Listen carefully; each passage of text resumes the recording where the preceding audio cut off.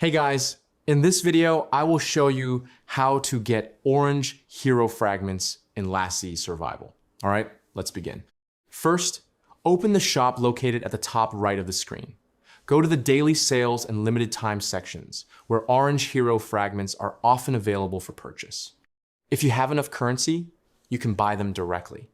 There are also options like the Hero Code subscription, which rewards fragments daily when you log in. Next, check in-game shops that use regular currency instead of real money. Visit the black market, where orange fragments sometimes appear. You can refresh the listings to find better options, though availability is random. The VIP shop may also offer fragments, but it usually requires a high VIP level. You can also earn fragments through merit and glory shops.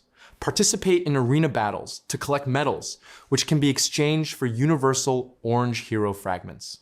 Additionally, keep an eye on limited time events, as they frequently reward fragments through missions or milestones. Finally, use the recruit feature to try your luck. There is a chance to obtain both specific and universal Orange Hero Fragments through draws. So that's basically how you can get Orange Hero Fragments in Last Sea Survival. That's it for this video. Thanks.